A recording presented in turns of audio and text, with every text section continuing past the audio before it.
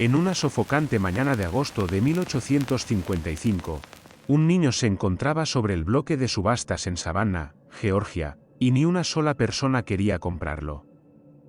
Su piel pálida y sus ojos sin color lo marcaban como un ser maldito, peligroso, portador de mala suerte. Ningún dueño de plantación se arriesgaría a llevar esa desgracia a sus tierras. La puja comenzó en $20, luego 15, después 10. Finalmente, a solo $5, una mujer alzó su abanico.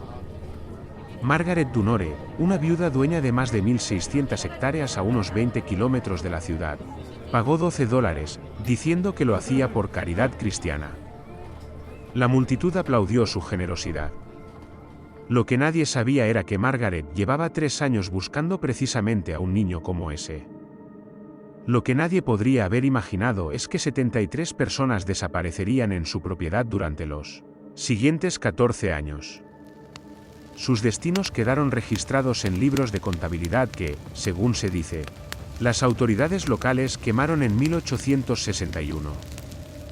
Pero uno sobrevivió, oculto dentro de un muro de cimentación, descubierto durante la construcción de una carretera en 1959. En su interior había mediciones, árboles genealógicos y algo llamado el proyecto de purificación. Antes de continuar con la historia de lo que le ocurrió a aquel niño albino y al recinto oculto donde Margaret realizaba sus experimentos, necesito pedirte algo. Suscríbete a este canal y activa la campanita de notificaciones, porque aquí desenterramos los misterios que la historia intentó sepultar. Y cuéntanos en los comentarios desde qué ciudad o país nos escuchas. Queremos saber desde dónde llega nuestra audiencia para oír estas historias oscuras. Ahora, volvamos a aquella sofocante tarde en la que la terrible visión de una viuda comenzó a tomar forma. El calor del verano en Savannah se sentía como un peso físico, aplastando a la multitud reunida cerca del mercado de esclavos junto al puerto. Margaret Dunore llegó en su carruaje, sola como siempre. Era una mujer enorme, cuya presencia imponía respeto en una época donde la corpulencia simbolizaba riqueza y poder.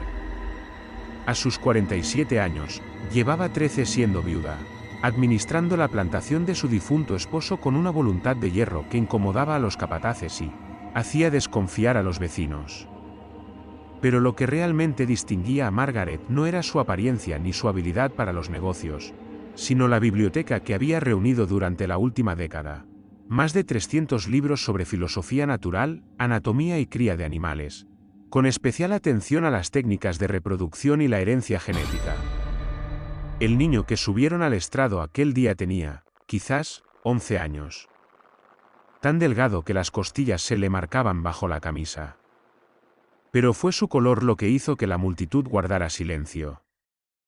Su piel parecía casi translúcida bajo la luz dura del sol. Su cabello era rubio casi blanco, escaso, y sus ojos tenían un tono rosado grisáceo que daba la sensación de mirar a través de la gente, no hacia ella. El subastador, un profesional llamado Cyrus Petton, trató de ocultar su incomodidad. Lote 47, anunció sin su habitual entusiasmo. Niño, aproximadamente 11 años, proveniente de la hacienda Hutchinson, cerca de Augusta. Como pueden ver, presenta una condición particular, albinismo. La palabra no fue pronunciada en voz alta, pero todos la entendieron. En la Georgia de 1855, los niños así cargaban con un peso supersticioso entre blancos y esclavizados por igual. Muchos creían que traían malas cosechas, que podían ver fantasmas o que eran marcados por un castigo divino. La mezcla de ascendencia africana y europea era común en las plantaciones, pero el albinismo creaba una ambigüedad incómoda que desafiaba las categorías raciales sobre las que se sostenía todo el sistema. Cuando la puja abrió en $20, no se levantó ni una mano. Petton la redujo una y otra vez hasta llegar a 5. Aún así, nada. La gente se apartó, algunos haciendo señales contra el mal. Fue entonces cuando Margaret levantó su abanico con una lentitud deliberada, su rostro sereno. La multitud giró para mirarla. $5 para la señora Dunore, dijo rápidamente Petón. Aliviado de tener al fin una oferta. A la 1, a las 2, vendido. Margaret se puso de pie y, abriendo su bolso con teatral generosidad, anunció con voz clara. Pagaré $12 por este pobre niño. Es nuestro deber cristiano cuidar de aquellos a quienes los demás rechazan. Varias mujeres asintieron con aprobación. Un anciano exclamó: Dios la bendiga, señora Dunore. Ella respondió con una sonrisa amable, la imagen perfecta de la caridad cristiana. Pero mientras el niño era llevado hasta su carruaje, los ojos de Margaret lo observaban con la frialdad meticulosa de un naturalista examinando un espécimen raro. Al fin había encontrado lo que buscaba, el sujeto cero de su proyecto de purificación. El niño, a quien sus antiguos dueños llamaban Thomas, se acurrucó en una esquina del carruaje durante el trayecto hacia la plantación Belmont. Margaret no le dirigió palabra alguna. Simplemente abrió un cuaderno de cuero y comenzó a escribir observaciones: su edad aproximada, el tono exacto de su piel y su cabello, el color de sus ojos bajo distintas luces, el tamaño de sus manos y pies.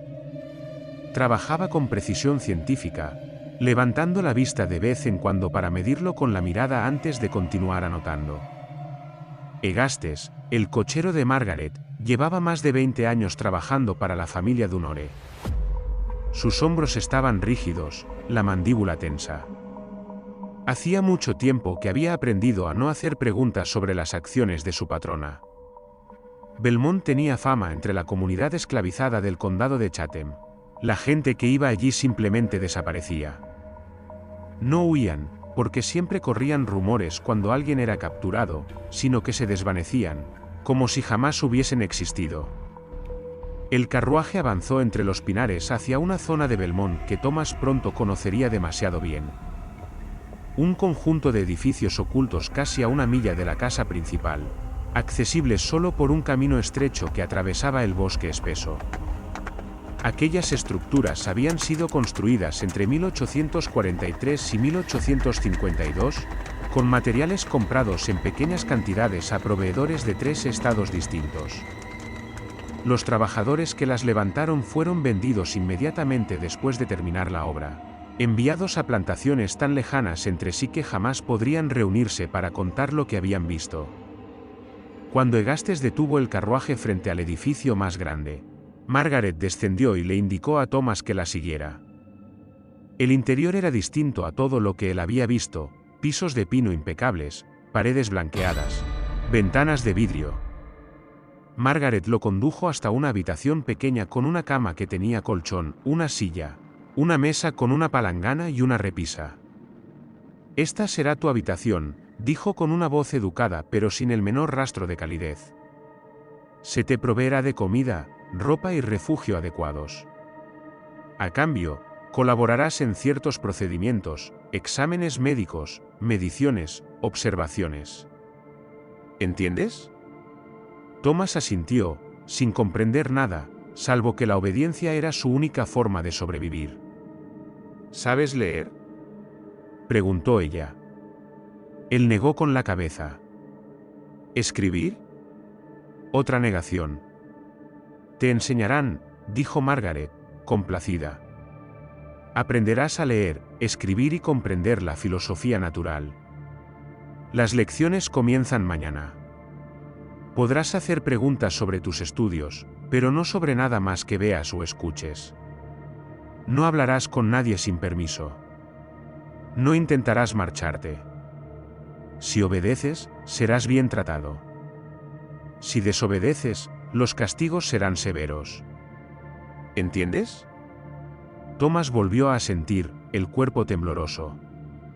Margaret cerró la puerta con llave desde afuera al salir. Thomas permaneció inmóvil largo rato antes de sentarse al borde del colchón. No pudo recostarse. En lugar de acostarse, Thomas se sentó con la espalda contra la pared, las rodillas pegadas al pecho, esperando lo que fuera a venir después. En el fresco sótano de otro edificio, Margaret encendió las lámparas de aceite y abrió un cuaderno de tapas gruesas. Mojó la pluma en tinta y comenzó a escribir con una caligrafía ordenada y precisa. 17 de agosto de 1855. El sujeto cero ha llegado a Belmont. Las observaciones iniciales indican una calidad excelente para el proyecto de purificación. Albinismo puro evidente en todas las características físicas. Comenzar mañana las mediciones preliminares, seguidas por la evaluación educativa. El sujeto cero representa la base sobre la cual se construirán las fases posteriores. Si las teorías resultan correctas, esta adquisición valida 13 años de preparación. Continuó escribiendo durante una hora más, registrando cada detalle que había observado sobre Thomas. Para Margaret, él no era una persona. Era una clave, la puerta hacia los secretos que creía escondidos en la herencia humana. Y durante los siguientes 4 años dedicaría su vida a prepararlo para un papel tan perturbador que, cuando la verdad saliera a la luz, atormentaría al condado de Chatham durante generaciones. Los días de Thomas en Belmont siguieron un horario rígido que Margaret imponía con una consistencia absoluta. Se despertaba cada mañana a las 6, cuando ella misma abría la puerta con llave, un gesto que reafirmaba su control total. Entraba con una cinta métrica y un cuaderno, registrando su estatura contra las marcas talladas en el marco de la puerta. Una vez por semana lo pesaba en una balanza traída desde Filadelfia. Una vez al mes le practicaba un examen físico completo que duraba más de una hora, midiendo cada aspecto de su desarrollo con precisión clínica. Después de las mediciones matutinas, Thomas recibía su desayuno, gachas de maíz, a veces acompañadas con leche o melaza. Margaret había calculado con exactitud la cantidad de calorías necesarias para su crecimiento óptimo. A las 7 comenzaban las clases. Margaret había contratado a un tutor, un joven nervioso de Savannah llamado Christopher Vance, que acudía 2 veces por semana para enseñarle lectura, escritura y aritmética. Vance creía que participaba en un estudio progresista sobre la capacidad de los niños esclavizados para aprender materias académicas. No tenía idea del verdadero alcance del proyecto de Margaret. Thomas demostró ser un alumno excepcional, absorbía la información con una rapidez sorprendente. Al final de su primer año ya podía leer textos complejos, escribir con letra clara y resolver problemas matemáticos avanzados. Margaret parecía satisfecha, aunque su satisfacción era fría, más parecida al reconocimiento de un experimento exitoso que al orgullo de una maestra. Le asignó libros de su biblioteca, textos de anatomía con ilustraciones detalladas, manuales agrícolas sobre la cría de ganado, tratados de filosofía natural sobre herencia y variación. Pero el verdadero propósito de su educación se reveló durante las lecciones privadas con Margaret. Se sentaban uno frente al otro en una de las aulas del recinto, con láminas anatómicas colgadas entre ellos, mientras ella le explicaba sus teorías. Le mostraba cómo las características pasaban de padres a hijos, exhibía gráficos sobre la cría de caballos y explicaba cómo los rasgos deseables podían concentrarse mediante una selección cuidadosa. Luego, sin cambiar el tono de voz, pasaba a hablar de la herencia humana. Le explicó su creencia de que las razas representaban diferentes etapas de desarrollo, que características como la inteligencia o la belleza eran heredadas y podían mejorarse mediante la reproducción selectiva. Thomas escuchaba sin expresión, con el rostro inmóvil y sus ojos pálidos fijos en los gráficos. Había aprendido que interrumpir solo traía reprimendas severas. Margaret nunca lo golpeó. No le hacía falta. El aislamiento y el control absoluto que ejercía eran castigo suficiente. No se le permitía contacto con nadie más, salvo Margaret, Vance y, en ocasiones, Egastes, quien traía suministros pero apenas pronunciaba palabra. Lo que Thomas aún no comprendía era que Margaret lo estaba preparando para un papel muy específico. No lo educaba por ideales progresistas, sino porque necesitaba que entendiera lo que algún día se le exigiría. Quería que comprendiera la herencia, que asimilara por qué ciertas uniones producían determinados resultados, que apreciara el sentido de su experimento. Porque, eventualmente, cuando madurara, no sería solo un sujeto de observación, sino un participante activo en la creación de lo que Margaret llamaba su línea mejorada. El complejo albergaba a otras personas además de Thomas, aunque él apenas las veía. A veces, desde su ventana, alcanzaba a distinguir figuras moviéndose entre los edificios bajo escolta. Oía voces, apagadas por las paredes. Y por las noches, algunos sonidos lo perturbaban, llantos, gritos o silencios prolongados que resultaban aún peores. Aprendió a no preguntar jamás por esas cosas. Margaret mantenía alrededor de 25 personas en el recinto a la vez, aunque los individuos cambiaban con frecuencia. Las adquiría de distintas formas, comprando a quienes poseían rasgos particulares, aceptando a personas que otros dueños deseaban descartar o trasladando a su laboratorio interno a esclavos de su plantación principal cuando presentaban características que ella quería estudiar. Estas personas vivían en habitaciones comunes, durmiendo sobre jergones, con comida y refugio suficientes, pero completamente aisladas del mundo exterior. Margaret llevaba registros detallados de cada una, mediciones, estado de salud, historial familiar si se conocía, y los rasgos que consideraba deseables o no deseables. Organizaba uniones con una frialdad metódica, elaborando tablas que registraban qué combinaciones daban lugar a qué características en los hijos. Durante 13 años, había documentado decenas de nacimientos. Pero los registros también revelaban algo más oscuro, una tasa de mortalidad altísima, especialmente entre los recién nacidos, y numerosas desapariciones. La verdad sobre esas desapariciones era, quizá, el aspecto más siniestro de todos.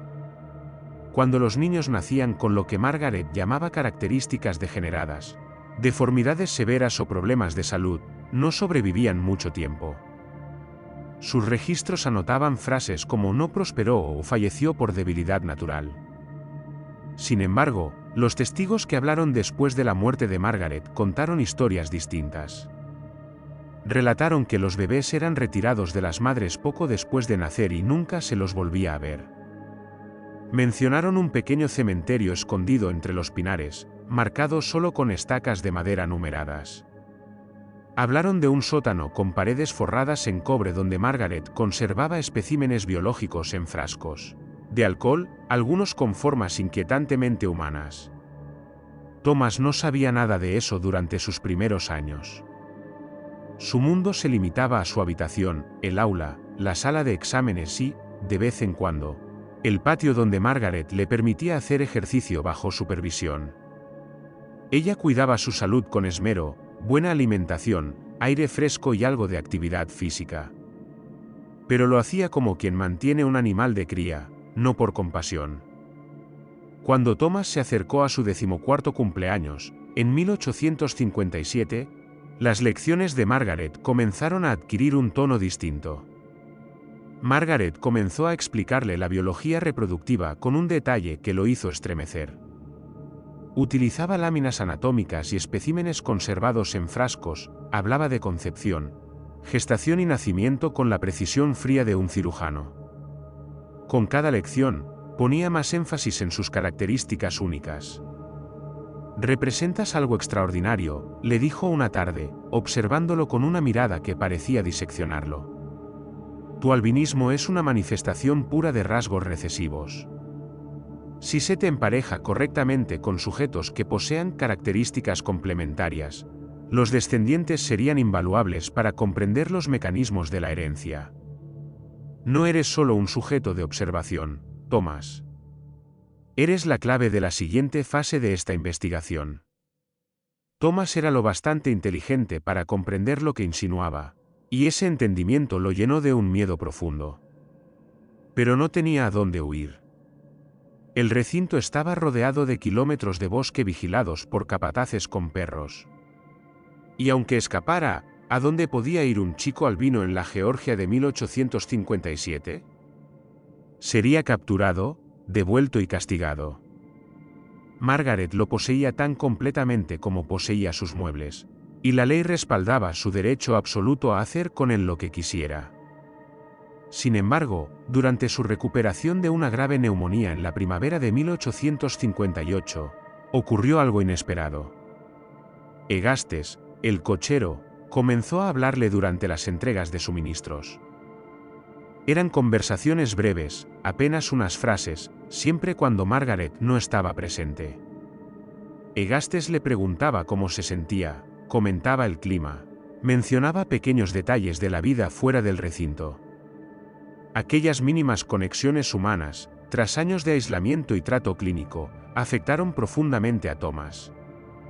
Una tarde de junio de 1858, mientras se recuperaba en el patio, Egastes se acercó con unas cajas y se detuvo unos segundos más de lo habitual. «Sabes que ella no se detendrá», le susurró. «Lo que sea que esté planeando, no va a parar. Pero tú eres más listo que la mayoría. Has aprendido de sus libros. Tal vez puedas descubrir algo que ella no». Antes de que Thomas pudiera responder, Egastes se alejó. Pero esas palabras quedaron clavadas en su mente. Durante 3 años había sido pasivo, aceptando su destino porque no veía alternativa. Pero Egastes tenía razón. Sabía leer. Tenía acceso a la biblioteca de Margaret. Entendía más de sus teorías de lo que ella imaginaba. Y si era cuidadoso, paciente e inteligente, quizá podría usar ese conocimiento a su favor. Con la llegada del verano y su salud restablecida, Margaret reanudó las lecciones con una intensidad renovada. Le informó que al año siguiente, cuando cumpliera 15, comenzaría la siguiente fase. Había identificado a varias mujeres del recinto con lo que llamaba características óptimas, y Thomas sería emparejado con ellas para producir hijos que serían estudiados desde el nacimiento. Lo explicó con una frialdad científica, como si hablara de la rotación de cultivos y no de la explotación sistemática de un adolescente. Thomas escuchó, asintió y guardó silencio. Pero detrás de sus ojos pálidos algo había cambiado. Ya no era solo un sujeto pasivo. Estaba planeando. Y cada noche, mientras yacía en su habitación, empezaba a comprender que el conocimiento podía ser un arma. Margaret lo había educado como parte de su experimento, sin considerar que esa misma educación podría darle las herramientas para resistir. Fue un error que acabaría por desmoronar todo lo que ella había construido. El otoño de 1858 trajo una complicación inesperada. El doctor Harrison Pembroke llegó a Belmont el 12 de octubre, sin previo aviso, con una carta de presentación de la Sociedad Médica de Charleston. Pembroke, una figura en ascenso dentro de los círculos médicos del sur, había desarrollado una obsesión por las patologías hereditarias.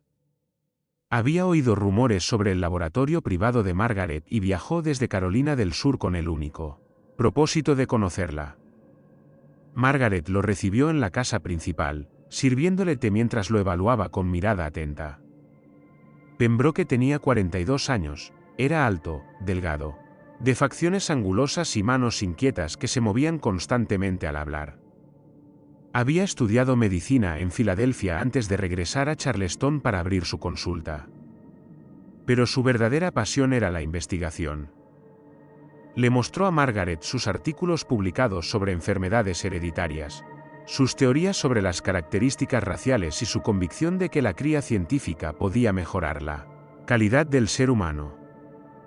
El futuro de la medicina no está en tratar las enfermedades una vez aparecen, explicó con entusiasmo, sino en impedir que las líneas de sangre débiles se reproduzcan.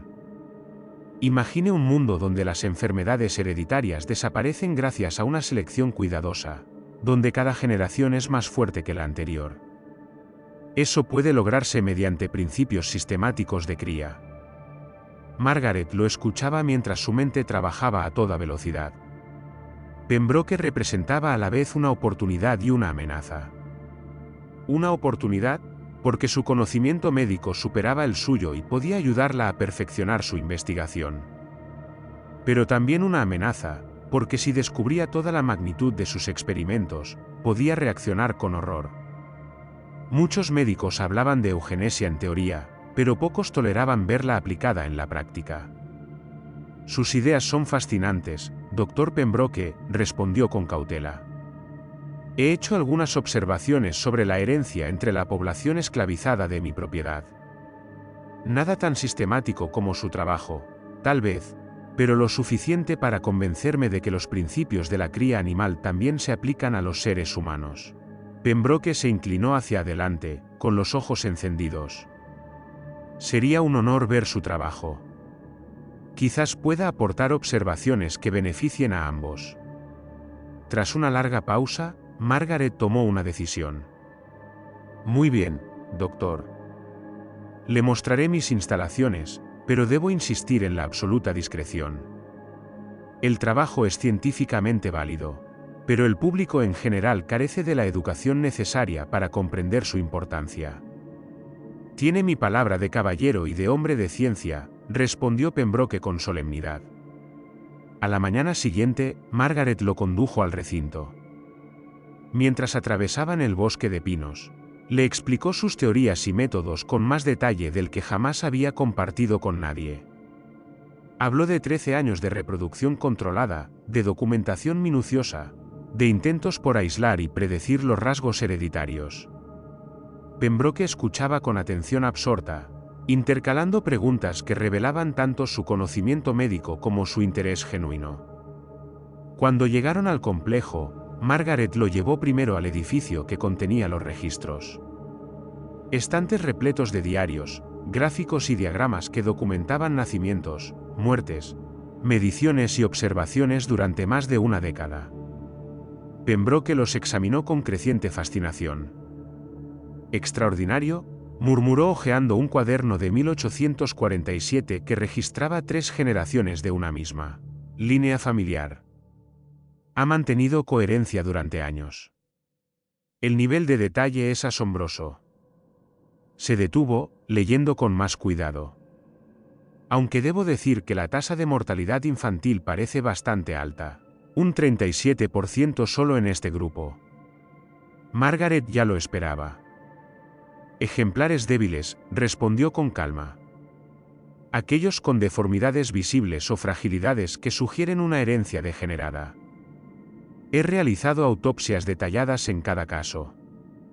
Las pérdidas, aunque lamentables, ofrecen datos valiosos sobre qué características se mantienen y cuáles representan un fracaso hereditario. Pembroke asintió lentamente, y aunque una sombra de incomodidad cruzó su rostro, la curiosidad científica fue más fuerte que los escrúpulos. ¿Y ha conservado especímenes, verdad?, preguntó en voz baja. Descendieron al sótano revestido en cobre donde Margaret mantenía su colección. Filas de frascos de vidrio cubrían los estantes de madera, cada uno conteniendo especímenes biológicos suspendidos en un líquido transparente. Pembroke los examinaba con interés profesional, tomando notas meticulosas. La mayoría eran órganos o muestras de tejido, pero varios frascos contenían cuerpos pequeños, completamente formados, bebés de apenas unos días de vida, con sus diminutos rostros congelados en expresiones que sugerían que no habían muerto en paz. ¿Usted misma realizó las autopsias?, preguntó Pembroke. Al principio conté con la ayuda de un médico en Savannah, hasta que falleció en 1851, respondió Margaret. Desde entonces, realizo los exámenes de forma independiente. Mi conocimiento anatómico es en gran parte autodidacta, pero suficiente para el propósito. Más que suficiente. Pembroke se irguió, cerrando su cuaderno. Señora Dunore, lo que usted ha logrado aquí representa un logro sin precedentes. El alcance, la duración y el nivel de detalle son notables. Debería publicar estos hallazgos. Margaret negó con la cabeza. La publicación es imposible. El público jamás lo entendería. Me conformo con seguir investigando en privado, avanzando en el conocimiento por el bien del conocimiento mismo. Entonces quizá podríamos colaborar, sugirió Pembroke. Podría analizar sus datos, aportar experiencia médica, ayudar a diseñar nuevos estudios. Con la metodología adecuada, podríamos generar resultados que revolucionen la comprensión de la herencia humana. Margaret lo pensó con cuidado. Colaborar implicaba compartir el control y aumentar el riesgo de exposición. Pero la posibilidad de un verdadero avance científico era tentadora.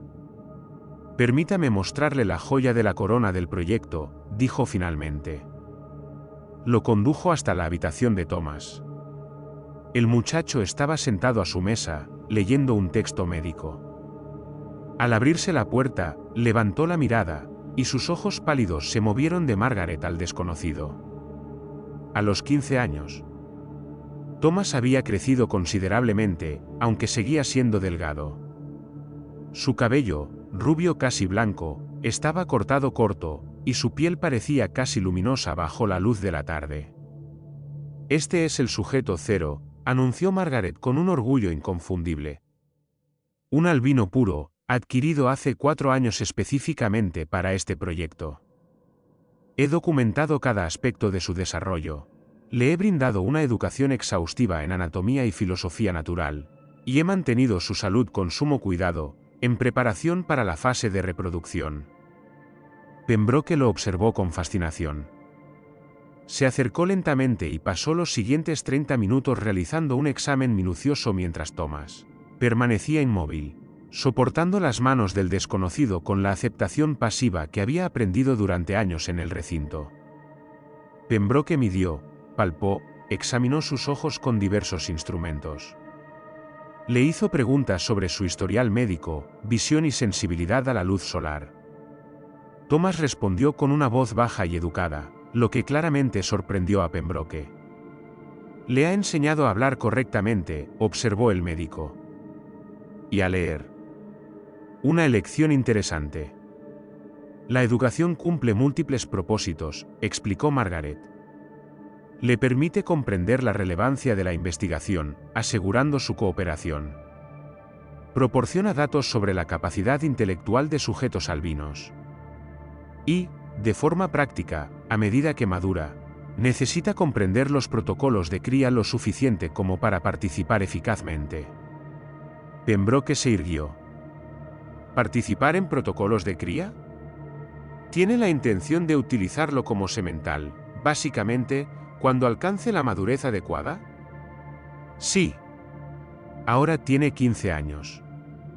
Planeo comenzar la fase de reproducción dentro de 6 meses, emparejándolo con mujeres cuidadosamente seleccionadas para producir descendencia que pueda ser estudiada, desde la concepción hasta su desarrollo completo».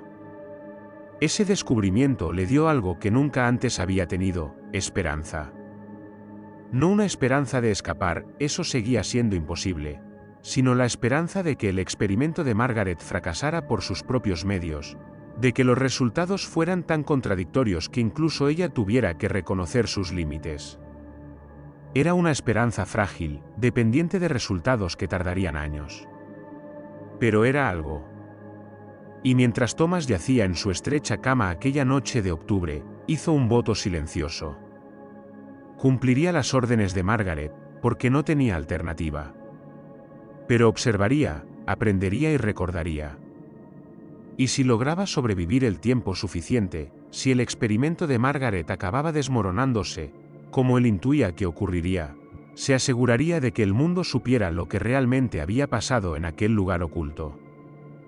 Harrison Pembroke regresó a Belmont el 18 de noviembre de 1858, trayendo instrumentos médicos, cuadernos y suministros que consideraba necesarios para lo que llamó la fase de documentación científica adecuada de la cría. Margaret lo recibió con entusiasmo, aliviada de haber encontrado no solo un colaborador, sino alguien que compartía plenamente su visión. Thomas había sido preparado para la visita de Pembroke. Margaret le explicó con detalle clínico lo que se esperaba de él, utilizando gráficos anatómicos y manuales de reproducción para ilustrar los procedimientos. Había seleccionado a 3 mujeres del recinto, todas entre los 18 y los 20 años, que, según ella, mostraban características físicas óptimas. Le mostró la documentación de cada una, mediciones detalladas, antecedentes familiares, evaluaciones de salud. Le explicó que sería emparejado con cada mujer en sucesión, que las concepciones y embarazos serían cuidadosamente monitoreados, y que los niños resultantes permanecerían en el recinto para su estudio sistemático. Thomas escuchó con el rostro inmóvil, sin revelar nada del asco y del terror que sentía por dentro. Sabía que resistirse era imposible. Margaret tenía poder absoluto sobre todos en el complejo, y la presencia de Pembroke añadía una autoridad médica que volvía sus órdenes incuestionables. La primera mujer seleccionada se llamaba Eliza. Tenía 19 años, era alta y delgada, con rasgos que los registros de Margaret describían como tipo refinado. Lo que, según ella, sugería una herencia mixta ideal para observar la transmisión del albinismo. Eliza llevaba 2 años en el recinto, traída desde la plantación principal de Belmont después de dar a luz a una niña que Margaret había querido estudiar. Aquella niña le fue arrebatada poco después del nacimiento. Eliza nunca volvió a verla. La experiencia la dejó retraída y profundamente herida, aunque en las notas de Margaret aparecía descrita simplemente como sujeto dócil, resistencia mínima. Margaret llevó a Eliza a la habitación de Thomas una fría tarde de noviembre. Pembroke esperaba afuera, listo para entrar después del tiempo que Margaret consideraba suficiente. Les explicó a ambos lo que se esperaba de ellos, con la misma voz impersonal con la que podría haber dado instrucciones domésticas. Luego los dejó solos, cerrando la puerta con llave desde fuera. Durante mucho rato ninguno se movió ni habló. Permanecieron en extremos opuestos de la pequeña habitación, dos jóvenes aterrados atrapados en una pesadilla. Ninguno tenía poder para escapar. Finalmente, Eliza rompió el silencio. «Te conozco», dijo en voz baja. «Te he visto desde la ventana a veces. El chico blanco que ella mantiene encerrado. Llevas aquí tanto tiempo como yo, quizá más». Thomas asintió. 4 años. «¿Qué te hace hacer?», preguntó ella. «Estudiar, leer sus libros, aprender sobre», gesticuló, sin encontrar palabras, señalando los gráficos anatómicos colgados en la pared. Eliza se acercó lentamente a la ventana. «Mi bebé era una niña», dijo Eliza con voz apagada. «Una cosita preciosa. La señora Dunore se la llevó esa misma noche. Me dijo que la bebé había muerto, pero la escuché llorar durante días, desde otra parte del edificio. Luego ya no escuché nada más». Su voz era plana, vacía, agotada por un dolor demasiado grande como para expresarse del todo. «¿Tú crees que esa niña de verdad murió?», preguntó. Thomas no respondió. No sabía que verdad sería menos cruel. En su lugar, solo murmuró: «Lo siento». Eliza lo miró, sus ojos cargados de una tristeza insondable. «Tú y yo no tenemos opciones aquí», dijo. «Ella nos posee. Puede hacernos hacer lo que quiera. Así que supongo que hacemos lo que dice, y quizá sobrevivimos. Eso es todo lo que hay». Lo que ocurrió después en aquella habitación cerrada con llave no necesita ser descrito con detalle. Hay horrores que no requieren palabras para ser comprendidos. Basta con decir que dos jóvenes, despojados de toda voluntad, intentaron conservar algún vestigio de dignidad en una situación completamente degradante.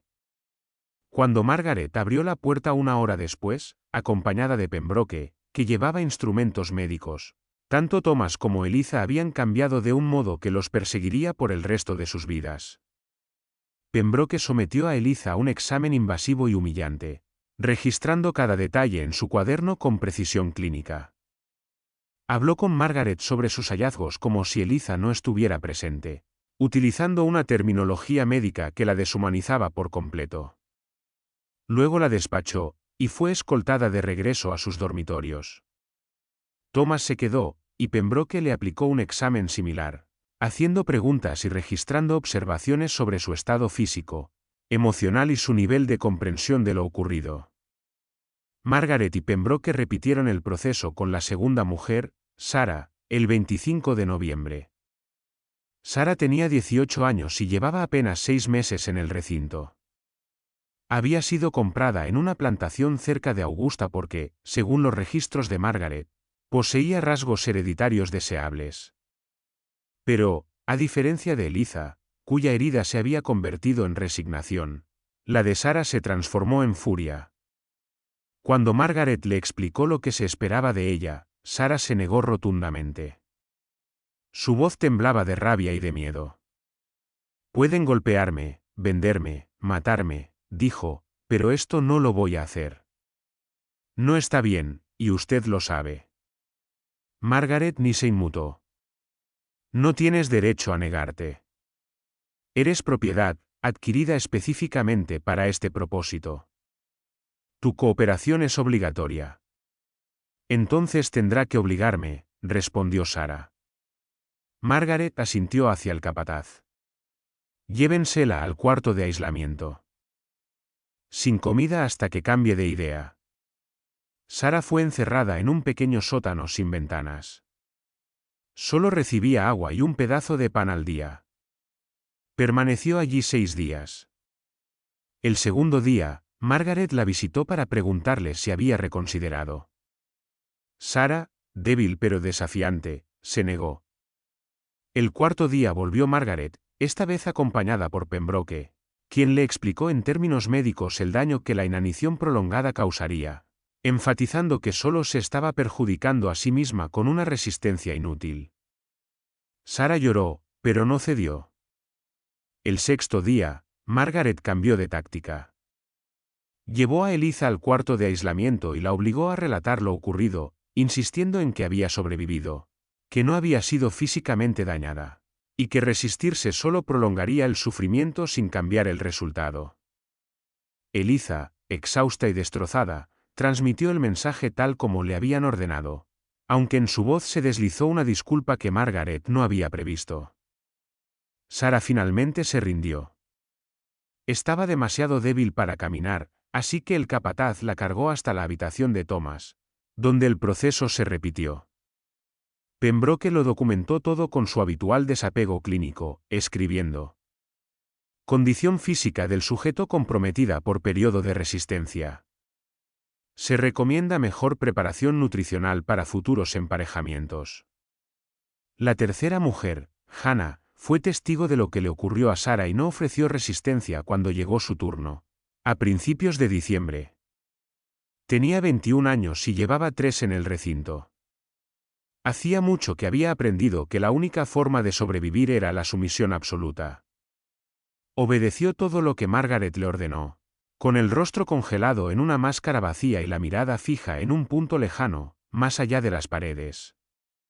Después, Pembroke anotó con satisfacción que la sujeto demostró cumplimiento óptimo, lo que sugiere eficacia en los protocolos de condicionamiento. Thomas soportó aquellas semanas en un estado de disociación total. Cada noche, encerrado en su habitación, se quedaba mirando el techo, intentando separar su mente de su cuerpo, como si pudiera conservar un núcleo intacto dentro de sí mismo, una parte que Margaret no pudiera tocar. Leía obsesivamente, se perdía en diagramas anatómicos y tablas de cría, en cualquier cosa que le permitiera no pensar.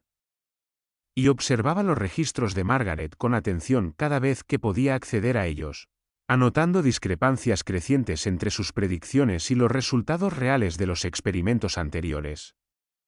Mientras tanto, Margaret se sentía triunfante. Había iniciado con éxito la fase de reproducción con el sujeto cero, documentando cada detalle con la ayuda de Pembroke. Calculaba probabilidades de concepción, estimaba fechas de parto, planeaba protocolos de observación para los embarazos que esperaba lograr. En su diario, escribía entradas extensas, convencida de que la descendencia resultante proporcionaría datos sin precedentes sobre la herencia del albinismo. Pero la naturaleza tenía otros planes. De las 3 mujeres, solo Eliza quedó embarazada. Los cuerpos de Sara y Hannah, agotados por el trauma y las duras condiciones, no resistieron, ni siquiera tras múltiples intentos en los meses siguientes. Margaret atribuyó esto a debilidad constitucional, anotándolo como evidencia en favor de sus teorías. No consideró, o decidió ignorar, que el trauma profundo pudiera afectar la fertilidad. El embarazo de Eliza fue monitoreado con atención obsesiva.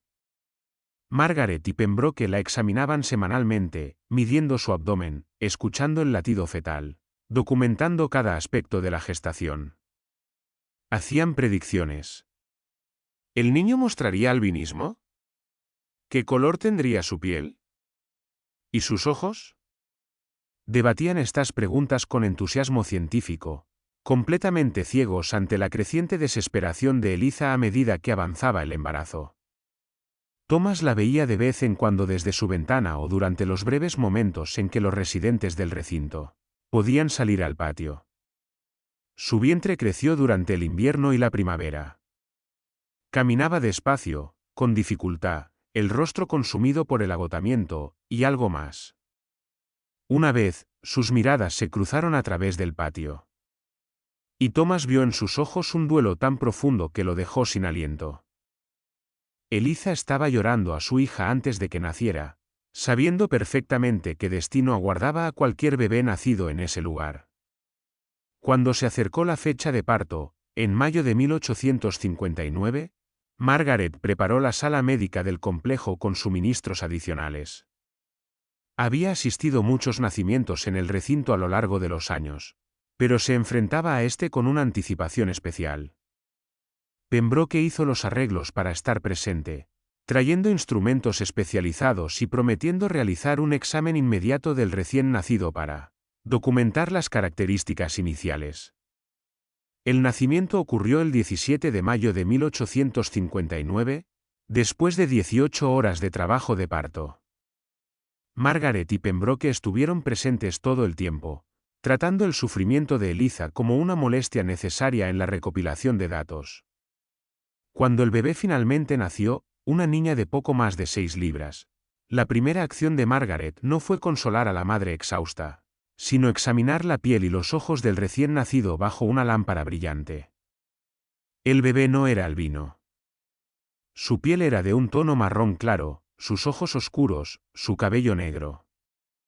Parecía completamente sana y lloró con fuerza cuando Pembroke realizó su examen. La reacción inicial de Margaret fue de visible decepción. Después de 4 años de preparación, selección y educación del sujeto cero, tras orquestar meticulosamente este experimento de reproducción, el rasgo principal que esperaba estudiar no se había manifestado en el primer descendiente. Rasgo recesivo, observó Pembroke, mientras tomaba notas. Como era de esperarse, requiere que ambos padres porten la característica. La madre evidentemente no porta los genes del albinismo, por lo tanto, la descendencia muestra pigmentación normal. Necesitaríamos múltiples generaciones y una selección cuidadosa para aislar la expresión recesiva. Margaret asintió, calculando los siguientes pasos. El sujeto cero deberá ser emparejado con su propia descendencia femenina. Una vez que alcance la madurez, será la única forma de aumentar la probabilidad de expresión albina en generaciones posteriores. Esta niña será designada como generación 1, femenina 1. Cuando cumpla aproximadamente 15 años, será reproducida con el sujeto cero. Eliza, tendida en la cama de parto, exhausta, escuchó aquella conversación. Las implicaciones eran claras incluso entre el dolor y la fiebre. Planeaban quitarle a su hija, criarla dentro de ese recinto y, con el tiempo, obligarla a pasar por el mismo infierno que ella acababa de sufrir. De los labios de Eliza salió un sonido que no era exactamente un grito ni un sollozo, sino algo más primitivo. Un gemido de desesperación absoluta. Un sonido que perseguiría a Thomas, que lo oyó desde su habitación cerrada con llave, por el resto de su vida. Margaret permitió que Eliza amamantara a la niña durante una semana, solo lo suficiente para establecer la lactancia. Luego, el 24 de mayo, la bebé fue retirada y llevada a una habitación separada, donde una nodriza, otra mujer esclavizada, la cuidaría bajo la estricta supervisión de Margaret. Eliza fue devuelta a la población general del complejo, su cuerpo aún débil por el parto, los brazos vacíos, la leche secándose con dolor porque ya no tenía a quien alimentar. El recinto cayó en un silencio extraño y tenso después de aquella semana de mayo. Los sonidos habituales en los otros edificios cesaron casi por completo. Incluso Margaret parecía más callada, aunque seguía sus rutinas y continuaba registrando observaciones con precisión mecánica. Algo había cambiado. Un equilibrio se había roto, aunque Thomas no podía comprender exactamente qué. Lo que nadie sabía era que Eliza había tomado una decisión durante esa semana en la que le permitieron sostener a su hija. Una decisión nacida de un amor tan feroz que solo pudo manifestarse en un acto terrible. En la sexta noche, cuando la oscuridad cubría por completo el recinto y todo estaba en silencio, Eliza hizo algo que aseguraría que su hija jamás sería usada en el experimento de Margaret Dunore. A la mañana siguiente, la nodriza las encontró. Eliza tenía los brazos envueltos alrededor del pequeño cuerpo que había dejado de respirar en algún momento de la noche. Los detalles nunca fueron registrados, el método nunca documentado. Margaret simplemente anotó en sus archivos. Generación 1, femenina 1, fallecida por causa desconocida. Sujeto Eliza, eliminada por considerarse no apta para futuros protocolos de reproducción. Lo que eliminada significaba nunca fue explicado en los documentos, pero Eliza no volvió a verse en el recinto después de ese día. Y en el pequeño cementerio escondido entre los pinares, un testigo que habló décadas después recordó haber cavado 2 tumbas aquella semana de mayo. No una. Una tumba grande y otra pequeña, marcadas solo con estacas de madera que, con el tiempo, se pudrieron, dejando atrás nada. Sin nombres. Sin fechas. Sin rastro de que alguna vez hubieran existido. El verano de 1859 trajo un calor sofocante al condado de Chatham, y con él, un visitante inesperado que cambiaría todo. El doctor Samuel Hargrave, de Atlanta, llegó a Belmont el 8 de julio, acompañado por un joven asistente médico llamado Robert Chen. Hargrave había entablado correspondencia con Margaret después de leer uno de los artículos publicados por Pembroke, que contenía vagas referencias a estudios hereditarios sistemáticos llevándose a cabo en Georgia. Intrigado, Hargrave escribió a Margaret pidiendo permiso para visitar el lugar, y ella accedió, con la esperanza de reemplazar al cada vez más inestable Pembroke con un colaborador más sólido. Robert Chen tenía 24 años, hijo de inmigrantes que habían llegado a San Francisco durante la fiebre del oro y que más tarde se habían asentado en Georgia. Estaba ayudando a Hargrave con la investigación para un libro sobre variaciones anatómicas humanas entre distintas poblaciones. Chen llegó a Belmont con una curiosidad puramente profesional, esperando encontrar documentación interesante sobre patrones hereditarios. Lo que encontró lo perseguiría por el resto de su vida. Margaret les ofreció el mismo recorrido que había dado a Pembroke. La sala de registros con sus estantes repletos de diarios y gráficos, el sótano con los especímenes conservados, y por último, la presentación del sujeto cero. Pero donde Pembroke había respondido con un entusiasmo científico matizado por un malestar creciente, la reacción de Chen fue inmediata, horror visceral. A medida que Margaret explicaba sus métodos, las uniones forzadas, la cría sistemática, la elevada mortalidad infantil, el rostro de Chen se iba tornando cada vez más pálido. Y cuando describió sus planes de reproducir a Thomas con su propia descendencia una vez que maduraran, Chen ya no pudo permanecer en silencio. Señora Dunore, dijo con cuidado, con la voz tensa por la rabia contenida, lo que usted describe no es investigación. Es brutalidad sistemática. Estas son personas, no ganado. Ningún conocimiento científico justifica estas violaciones a la dignidad humana. Margaret se irguió, el rostro endurecido. Usted es joven, y está influenciado por sentimentalismos que no tienen lugar en la investigación científica. Estas personas son esclavos, legalmente de mi propiedad. Su reproducción está bajo mi control absoluto según la ley. Estoy usando esa autoridad legal para avanzar el conocimiento humano. Sus objeciones morales son irrelevantes. La ley no define la moralidad, respondió Chen con firmeza. A pesar del peligro que representaba contradecir a una mujer rica en su propia casa. Lo legal puede seguir siendo profundamente inmoral. Lo que usted está haciendo aquí está mal, señora Dunore. La historia lo juzgará con dureza. Hargrave intentó intervenir, calmar las cosas, pero Chen se negó a callar. No existe marco teórico que justifique tratar a seres humanos como animales de cría. He visto suficiente. No participaré en esto y le aconsejo, doctor Hargrave, que usted tampoco lo haga. Margaret los expulsó de su propiedad de inmediato. Se marcharon en menos de una hora, aunque no sin que ocurriera un pequeño gesto que resultaría significativo.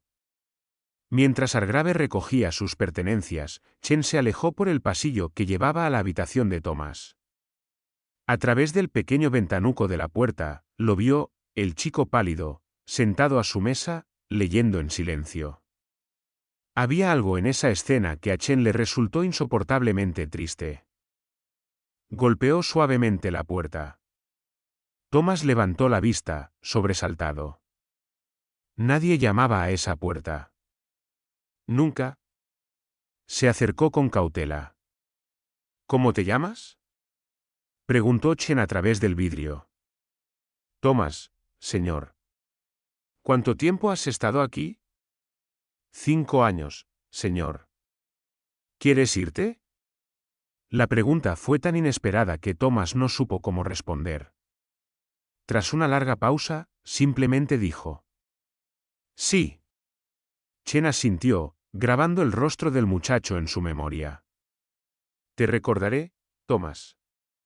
Te lo prometo. Entonces Hargrave lo llamó, y Chen tuvo que marcharse. Thomas observó por la ventana mientras los dos hombres se alejaban.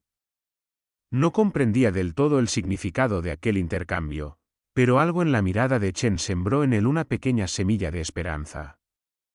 Durante el viaje de regreso a Atlanta, Hargrave y Chen discutieron. Hargrave intentó justificar el trabajo de Margaret con argumentos científicos, pero la convicción moral de Chen terminó por desgastarlo. Para cuando llegaron a la ciudad, Hargrave admitió, a regañadientes, que lo que ocurría en Belmont sobrepasaba cualquier límite ético, aunque se negó a actuar contra Margaret. Chen no compartía esa indecisión.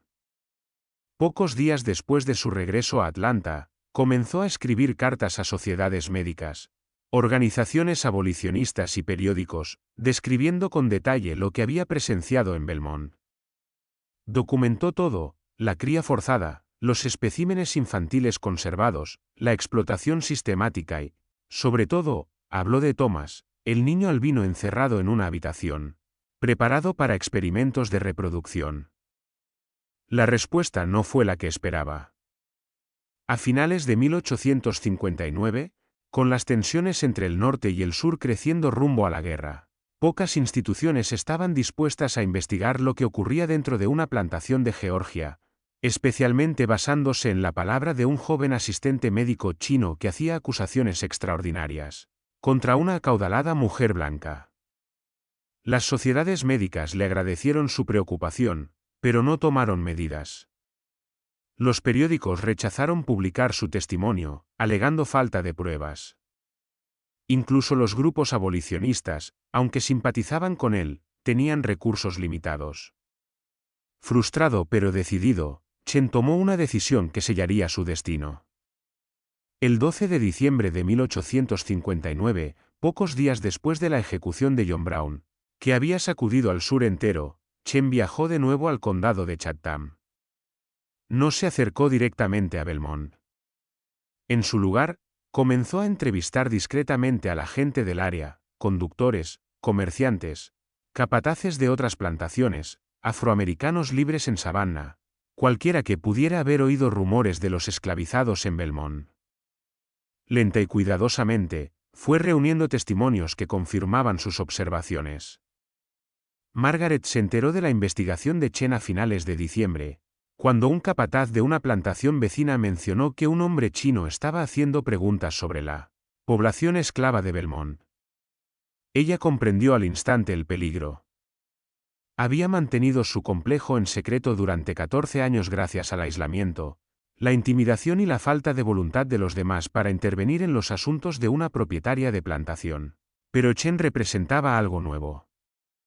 Un forastero sin intereses económicos en el sistema, sin conexiones sociales en la sociedad sureña, y con una convicción moral lo bastante fuerte como para desafiar el miedo y la conveniencia. La respuesta de Margaret fue calculada y despiadada. No podía simplemente eliminarlo, su desaparición llamaría exactamente la atención que debía evitar. En su lugar, comenzó a destruir pruebas. Quemó los diarios que contenían los detalles más condenatorios, se deshizo de los especímenes más perturbadores y redujo la población del recinto vendiendo a las personas a plantaciones lejanas, donde no pudieran ser interrogadas.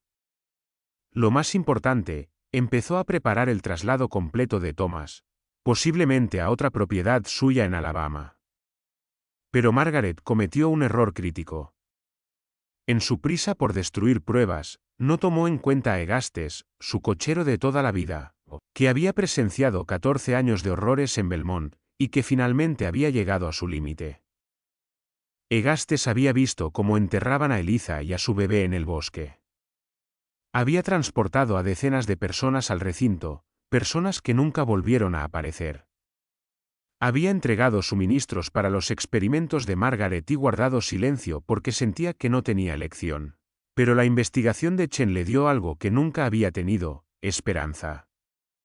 Esperanza de que tal vez, por fin, alguien escuchara.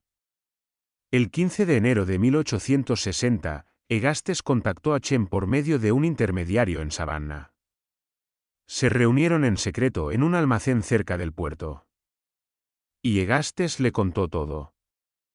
Describió el complejo oculto, la cría forzada, la alta mortalidad infantil, el cementerio en el bosque marcado con estacas numeradas. Dio nombres de personas desaparecidas, fechas en que habían sido llevadas al recinto, detalles sobre los métodos de Margaret y su obsesiva documentación. Lo más importante, dibujó un mapa con la ubicación exacta del complejo y explicó cómo acceder sin ser detectado. Chen, por fin, tenía un testimonio corroborado de alguien que había estado dentro de Belmont durante años. Era justo lo que necesitaba para obligar a las autoridades a actuar. Viajó a Savannah y presentó toda la evidencia al sheriff del condado, un hombre llamado William Pritchard. Chen expuso sus propias observaciones, el testimonio de Egastes y las pruebas físicas que aún existían en el recinto, a pesar de los esfuerzos de Margaret por encubrirlo todo. Pritchard estaba en una posición delicada. Margaret Dunore era rica, influyente y bien conectada. Investigarla basándose en las acusaciones de un joven asistente médico chino y un esclavo podía costarle la carrera si los cargos resultaban falsos o exagerados. Pero la documentación de Chen era detallada, precisa. Y si incluso la mitad de lo que afirmaba era cierto, ignorarlo lo convertiría en cómplice. El 23 de enero de 1860, el sheriff Pritchard, acompañado por 2 ayudantes y Robert Chen, llegó a Belmont con una orden judicial para inspeccionar el recinto. Margaret los recibió en la casa principal, con el rostro endurecido por una furia helada. Pero no podía negarse a una orden judicial. Los condujo por el estrecho camino que atravesaba el bosque de pinos hasta los edificios ocultos. Lo que encontraron allí confirmó las peores descripciones de Chen. La población del recinto había sido reducida a solo 8 personas, todas visiblemente desnutridas y traumatizadas. La sala de registros estaba prácticamente vacía, con cenizas aún visibles en la chimenea donde Margaret había quemado los diarios. Pero no lo había destruido todo. Las notas médicas de Pembroke seguían allí, documentando uniones forzadas y observaciones de embarazos con una precisión clínica aterradora. El sótano aún contenía docenas de especímenes conservados, varios claramente identificables como bebés humanos. Y lo más condenatorio, encontraron a Thomas.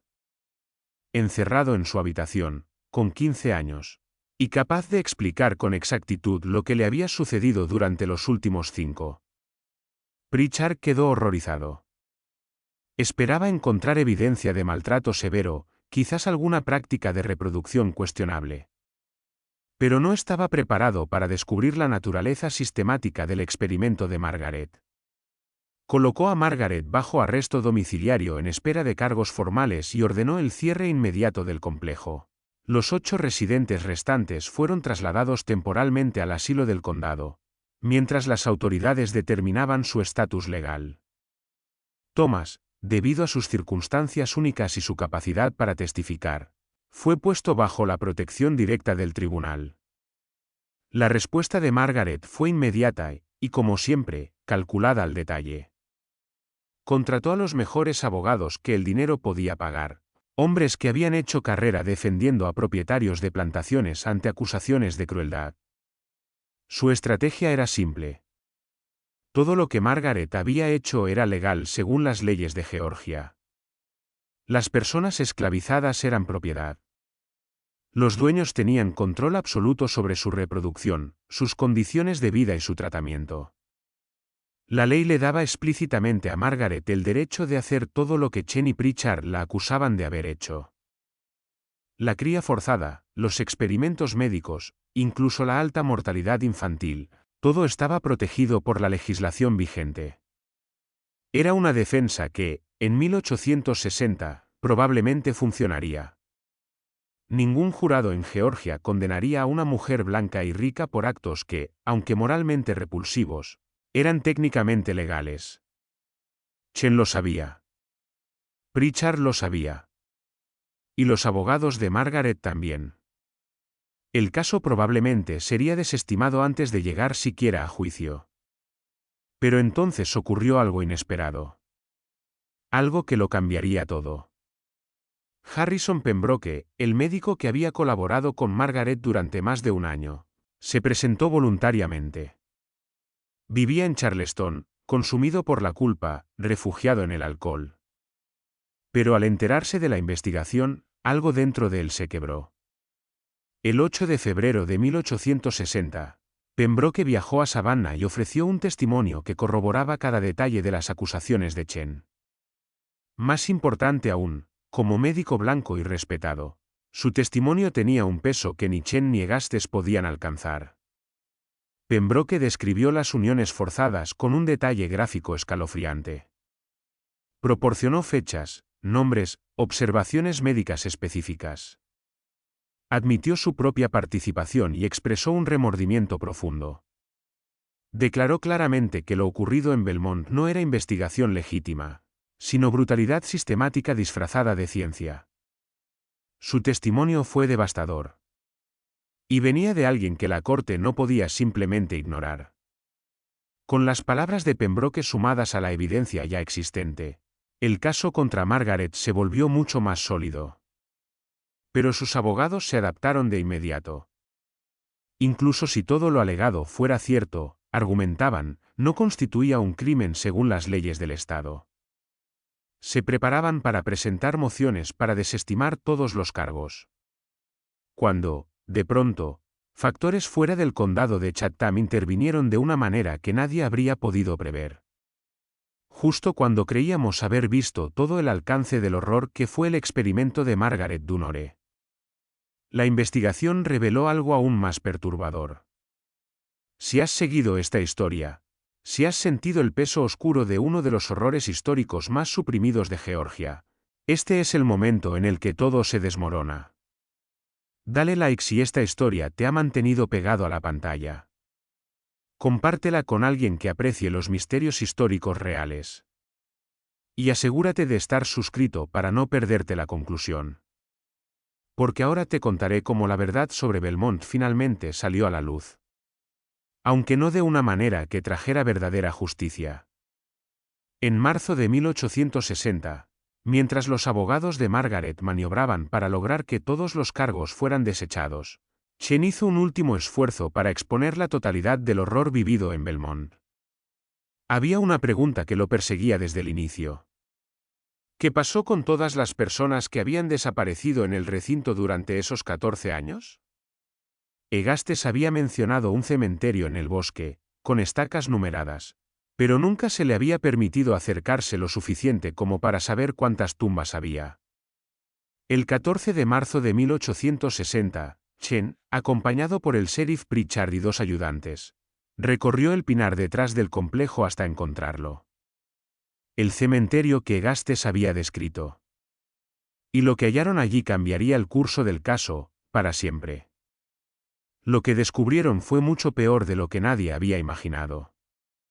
Las estacas de madera estaban, en su mayoría, podridas y desaparecidas, pero un examen cuidadoso del suelo reveló alteraciones que indicaban al menos 47 fosas distintas. 47 personas enterradas en tumbas sin nombre, en un cementerio oculto. Muertes jamás reportadas. Nombres jamás registrados en ningún documento oficial. Pritchard ordenó la exhumación de varias tumbas para intentar determinar la causa de muerte. Lo que encontraron fue aterrador. Restos de múltiples bebés, algunos con signos visibles de deformidades físicas, otros aparentemente sanos. Restos de adultos que, según el análisis forense, habían muerto por desnutrición o enfermedades no tratadas. Y lo más inquietante, 3 esqueletos adultos con evidencia de violencia, huesos rotos que nunca sanaron. Fracturas en el cráneo, heridas imposibles de atribuir a accidentes.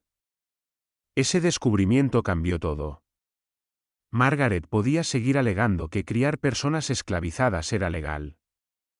Que la alta mortalidad infantil era lamentable, pero no un crimen. Pero el asesinato es asesinato. Sin importar el estatus legal de la víctima. La evidencia encontrada en aquellas tumbas sugería que algunas personas en el complejo no habían muerto por abandono ni por las condiciones brutales. Habían sido asesinadas. Cuando la confrontaron con esta nueva evidencia, Margaret negó cualquier conocimiento de violencia. Afirmó que, si alguien había sido asesinado, debió de ser obra de capataces actuando sin su permiso, o conflictos entre los mismos esclavizados. Sus abogados insistieron en que, sin testigos ni documentos que demostraran que Margaret había cometido u ordenado personalmente los asesinatos, los cargos por homicidio no podían sostenerse. Pero Margaret no había contado con una persona. Hannah, la tercera mujer que había sido obligada a emparejarse con Thomas. Una de las pocas sobrevivientes del experimento, que logró mantenerse viva a través de una sumisión total. Hannah fue una de las 8 personas trasladadas del complejo cuando fue cerrado. Durante los interrogatorios iniciales, se mantuvo en silencio, paralizada por el trauma y el miedo. Pero cuando se enteró del cementerio, y de las evidencias de violencia, algo cambió. El 22 de marzo de 1860, Hannah rompió el silencio. Su testimonio fue el golpe final que rompió las defensas legales de Margaret Dunore. Hannah relató haber visto a Margaret administrar veneno personalmente a un bebé nacido con deformaciones severas. Contó cómo la vio golpear a una mujer que se había negado a participar en los protocolos de cría, con tal fuerza que la víctima colapsó y nunca volvió a despertar. Describió cómo Margaret ordenó a un capataz deshacerse de un hombre enfermo, que ya no servía para el experimento. Hannah dio fechas, nombres y detalles que coincidían con los registros que aún quedaban, y con los cuerpos encontrados en las tumbas. Su testimonio fue dado a riesgo total de su vida. Como mujer esclavizada, no tenía derecho legal a testificar contra una mujer blanca en un tribunal de Georgia. Normalmente, sus palabras ni siquiera habrían sido admitidas. Pero las circunstancias eran tan extremas, y la evidencia física tan contundente, que el juez permitió que su testimonio quedara registrado oficialmente. Aunque dejó claro que por sí solo no bastaba para una condena.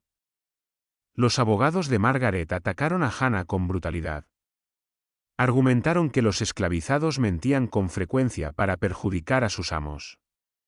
Que Hannah actuaba por rencor tras haber sido usada como material reproductivo. Que nada de lo que decía debía ser creído. La batalla legal se extendió durante todo marzo y entró en abril de 1860. Ambos bandos intensificaron su estrategia, presentando nuevas pruebas, peritos y declaraciones. Pero ya era demasiado tarde para tapar lo que Margaret había construido en secreto durante 14 años. La verdad de Belmont estaba fuera. Solo quedaba saber qué haría la justicia con ella. Y entonces, el 12 de abril de 1861, las fuerzas confederadas abrieron fuego contra Fort Sumter. Había comenzado la guerra civil. En cuestión de semanas, toda la atención en Georgia se desvió hacia el esfuerzo bélico. El caso de Margaret, que avanzaba lentamente por el sistema judicial, fue suspendido indefinidamente. El sheriff Pritchard fue llamado al servicio militar. El juez que presidía el caso se alistó como asesor militar. La oficina de archivos del condado, que recopilaba la evidencia, cerró, cuando su personal se enlistó o huyó. Margaret, aún bajo arresto domiciliario pero ya sin una acusación activa, vio su oportunidad. En junio de 1861, vendió Belmont a un consorcio de inversores de Savannah, alegando problemas de salud y la necesidad de reubicarse. La venta incluía toda la propiedad, excepto los edificios del recinto. Entre abril y mayo, Margaret los desmanteló en silencio. Quemó lo que podía quemarse. Enterró lo que podía enterrarse. Esparció los restos por toda la finca. Los compradores no preguntaron. No les interesaba el recinto. Querían solo las tierras productivas. Margaret se mudó a Alabama, a una pequeña propiedad cerca de Mobile. Y luego, desapareció de los registros públicos.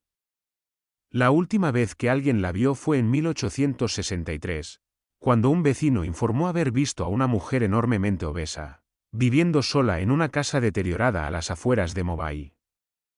Después de eso, nada.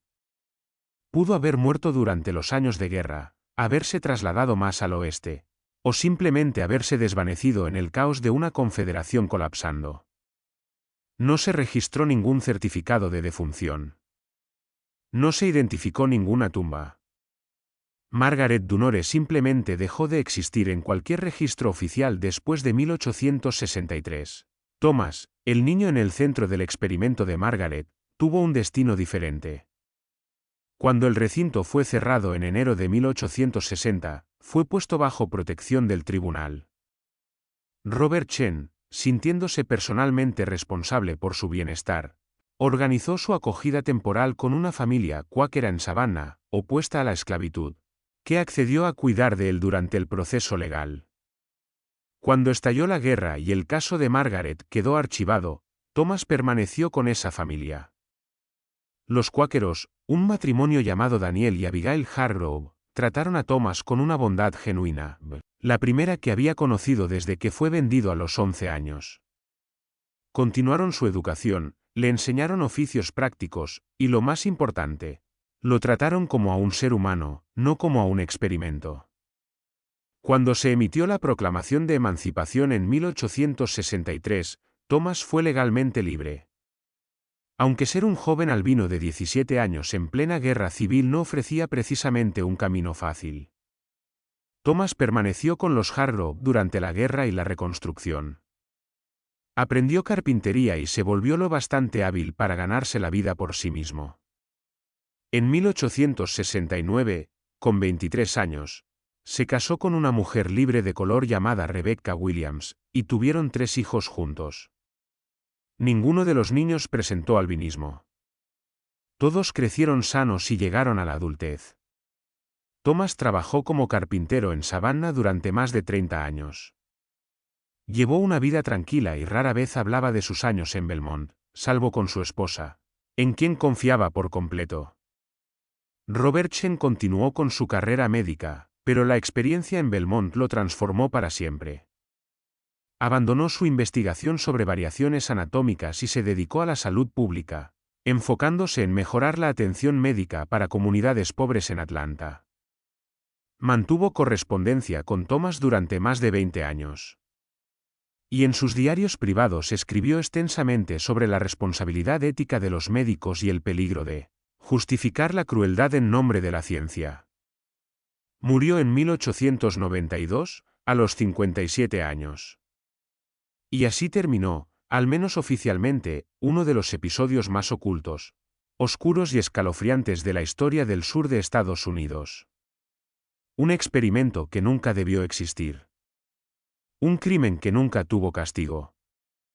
Y un niño, reducido al sujeto cero, que sobrevivió para convertirse en algo que Margaret jamás planeó que fuera. Un hombre libre. Y entonces, el 12 de abril de 1861, las fuerzas confederadas abrieron fuego contra Fort Sumter y comenzó la guerra civil. En cuestión de semanas, toda la atención en Georgia se volcó al esfuerzo bélico.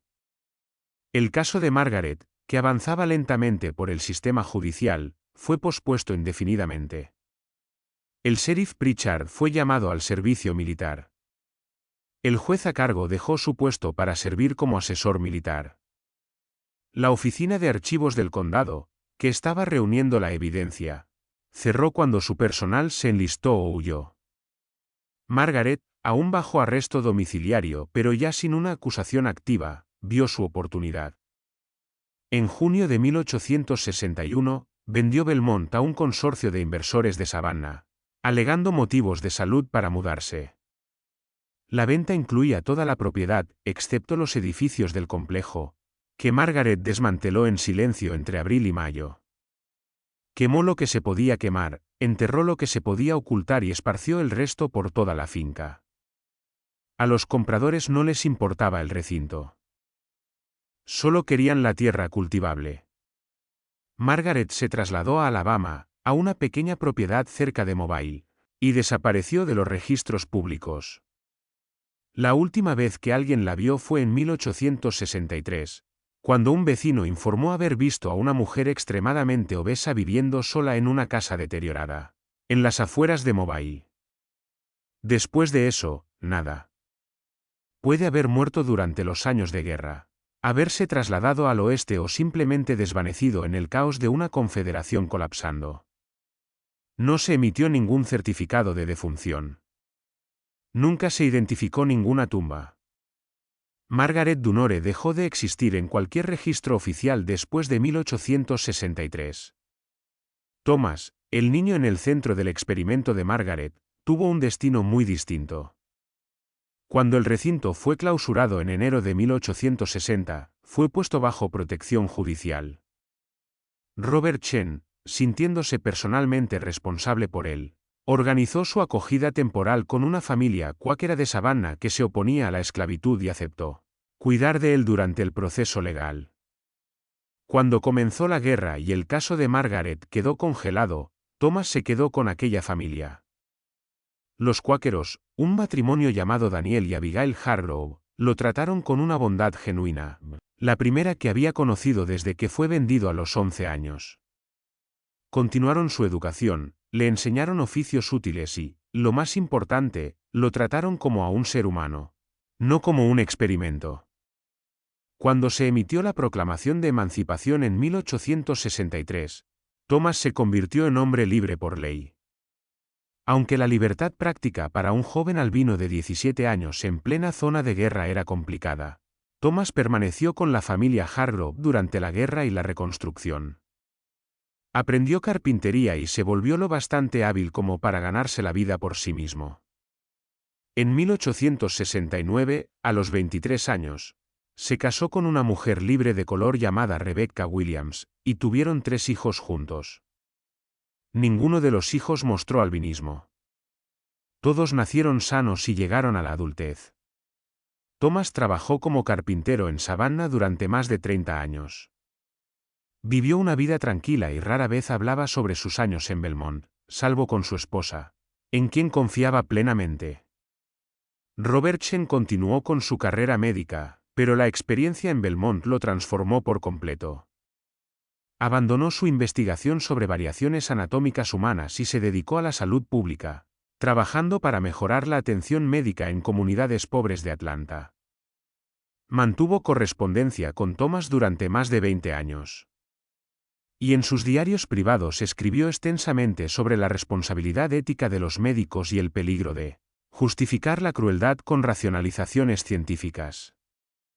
Murió en 1892, a los 57 años.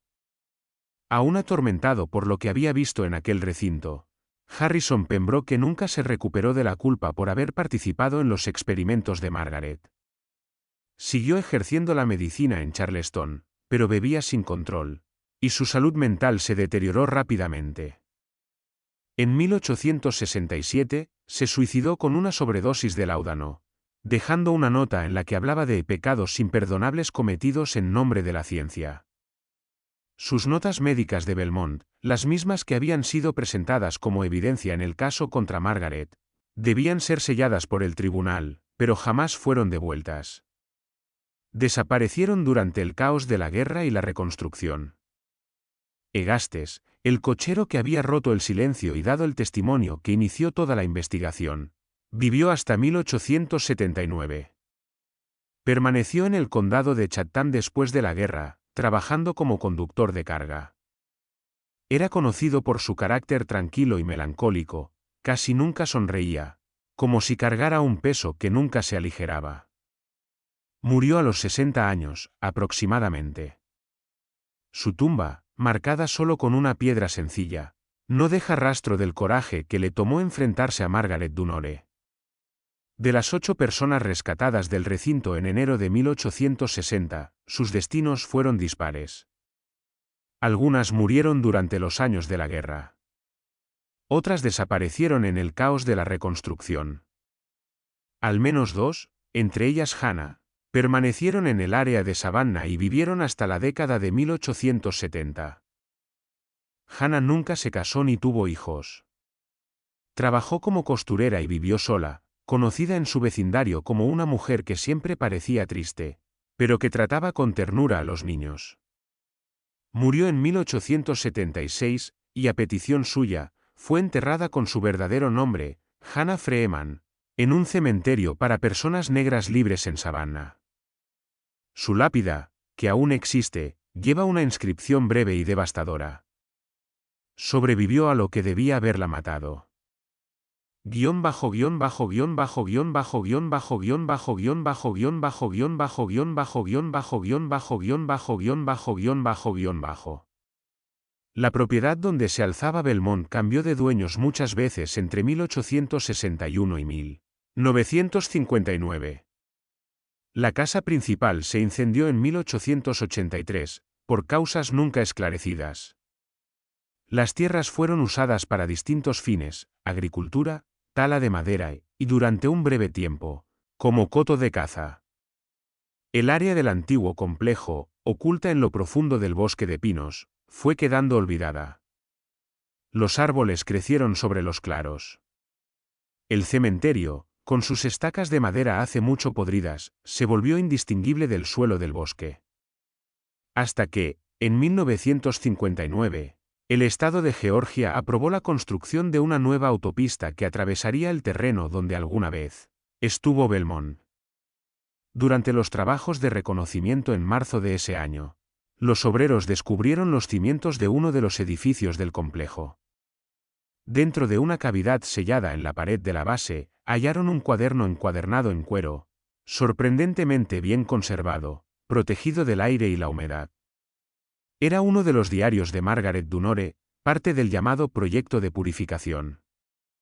Había sido escondido en lugar de quemado, quizá como seguro, o tal vez simplemente olvidado en la prisa de Margaret por borrar las pruebas en 1861. El diario abarcaba los años 1855 a 1859 y contenía una documentación minuciosa de la adquisición de Thomas, su educación y su eventual uso en los experimentos de reproducción.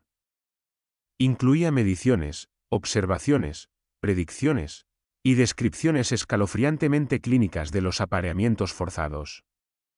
Los obreros que lo encontraron lo entregaron a la Sociedad Histórica del Condado, sin comprender del todo lo que habían hallado.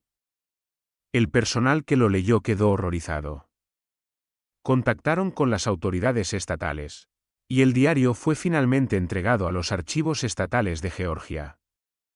Se realizó una breve investigación, comparando el contenido con otros registros históricos, datos censales y los documentos judiciales del caso de 1860 contra Margaret Dunore. El resultado fue claro, todo lo descrito en el diario era auténtico. Las fechas coincidían con los hechos conocidos. La historia que Georgia había tratado de enterrar durante un siglo había vuelto a la superficie. Los nombres mencionados en el diario coincidían con los registros judiciales del caso. Las descripciones físicas del complejo encajaban con los restos de cimientos descubiertos durante la construcción de la autopista. Pero la investigación también reveló algo inquietante. Hubo un esfuerzo sistemático por suprimir la información sobre el caso Belmont incluso después de la guerra. Los archivos judiciales del proceso contra Margaret en 1860 habían sido parcialmente destruidos, supuestamente durante el conflicto bélico, aunque algunos documentos parecían haber sido retirados intencionalmente y no simplemente perdidos por la guerra. Los periódicos de Savannah de aquel año contenían casi nada sobre el caso, a pesar de que involucraba acusaciones sensacionalistas contra una terrateniente adinerada. Todo indicaba que, incluso tras la huida de Margaret, la influencia y riqueza de su familia habían sido utilizadas para minimizar el conocimiento público de lo ocurrido. El Archivo Estatal de Georgia clasificó el diario como documento histórico de alta importancia, pero restringió su acceso al público por 10 años, hasta 1969, alegando razones de privacidad y la naturaleza delicada del contenido. Cuando finalmente se hizo accesible a investigadores, atrajo la atención de historiadores centrados en la esclavitud, la ética médica y la eugenesia en el sur de Estados Unidos antes de la guerra. Se publicaron varios artículos académicos analizando el experimento de Margaret como un ejemplo extremo de cómo el pensamiento eugenésico se manifestaba en esa época. El caso se convirtió en un ejemplo habitual en cursos de bioética, usado para ilustrar los peligros de racionalizar la crueldad a través del lenguaje científico. Pero la historiografía tradicional lo ignoró casi por completo. Era demasiado perturbador, demasiado complejo, demasiado incómodo para encajar en los relatos simplificados sobre el Viejo Sur. Los descendientes de Thomas, que aún vivían en el área de Savannah, se enteraron del hallazgo del diario gracias a la cobertura de prensa en 1969. Thomas había muerto en 1902, a los 56 años, habiendo vivido lo suficiente para ver crecer a sus hijos y nacer a sus nietos. Le contó a su esposa Rebecca gran parte de lo ocurrido en Belmont, y ella les transmitió algunas verdades a sus hijos, ocultándoles los detalles más atroces. Cuando el diario se hizo público, los nietos de Thomas estaban en sus 50 y 60 años. Fue entonces cuando comprendieron la magnitud real de lo que su abuelo había soportado. La familia debatió si hablar públicamente o no sobre su vínculo con el caso, pero decidió permanecer en silencio.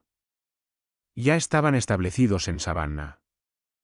Habían construido vidas dignas a pesar del racismo estructural del sur segregado, y temían que verse asociados con un caso tan infame les atrajera atención no deseada o represalias. Mantuvo viva la memoria dentro de la familia, pero no contribuyó a las discusiones públicas sobre Belmont. La construcción de la autopista continuó a pesar del descubrimiento. Los cimientos del complejo fueron documentados por arqueólogos, y luego destruidos para dar paso a la carretera. El área del cementerio, que se encontraba dentro del derecho de vía, fue excavada más a fondo. Se recuperaron los restos de 61 personas, incluyendo adultos y niños, desde recién nacidos hasta ancianos. Todos fueron reenterrados en una fosa común en un cementerio de Savannah, marcada con una piedra que dice: en memoria de quienes sufrieron en la plantación Belmont, 1842-1860. Que descansen en paz y nunca sean olvidados. Este misterio nos muestra qué fácil es usar el lenguaje científico para justificar la crueldad, cómo la autoridad legal puede convertirse en arma contra los más vulnerables, y cómo las instituciones fallan al proteger a quienes más lo necesitan. El experimento de Margaret Dunore no fue una aberración. Fue un ejemplo extremo de actitudes y prácticas que eran ampliamente aceptadas en su tiempo. La creencia de que las personas esclavizadas eran propiedad. Que su reproducción podía ser controlada y manipulada. Que el avance científico justificaba cualquier método. Estas ideas no eran exclusivas de Margaret. Lo que hizo su caso inusual fue su nivel de organización, y el hecho de que salió a la luz. ¿Qué piensas tú de esta historia? ¿Crees que Margaret Dunore escapó a la justicia? ¿O su culpa la persiguió hasta el destino que encontró tras 1863? Déjanos tu comentario y comparte tu opinión. Si esta historia te mantuvo al borde del asiento y quieres escuchar más misterios históricos oscuros como este, suscríbete a Liturgia del Miedo. Activa la campana de notificaciones y comparte este vídeo con alguien que aprecie las historias que iluminan los rincones más oscuros de la historia estadounidense. Gracias por escuchar. Y recuerda, los horrores más aterradores son aquellos que realmente ocurrieron. Nos vemos en el próximo vídeo.